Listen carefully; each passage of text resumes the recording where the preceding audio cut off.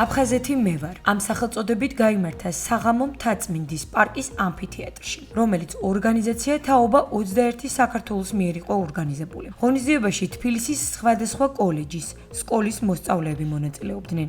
პროექტის ფარგლებში არაერთი აქტივობა ეწყობა, რომელსაც ორგანიზაციის მშვიდობის ელჩი ქალბატონები ახორციელებენ და მიმართულია სამშვიდობო პოლიტიკისა და ახალგაზრდებში ცნობიერების ამაღლებისკენ. პროექტის მიზანია, რომ მომავალმა თაობამ გაიცნოს ეს ადამიანები, ჩვენი აფხაზეთის გმირი მეომრები, მათგან აიღოს გმირობის მაგალითი, პატრიოტიზმი, სამშობლოს სიყვარულის, იმიტომ რომ ეს ადამიანები ნამდვილად იმსახურებენ, ჩვენი მეომრები ნამდვილად იმსახურებენ ჩვენი საზოგადოების მხრიდან დაფასებას, ნამდვილად იმსახურებენ მადლობას თავდადებისთვის, რომ ჩვენ მათ უთხრათ ეს სიტყვები. გვინდა რომ ჩვენს მეგობრებს, ჩვენს აფხაზ მეგობრებს, ჩვენს აფხაზ ძმებს ვუთხრათ, რომ ჩვენ ისინი ძალიან გვიყვარს. დღევანდელი საღამო ერთგვარი შეჯამებაა ჩვენი 4 ფილმის და გვინდოდა რომ ცნობიერების ამაღლებისთვის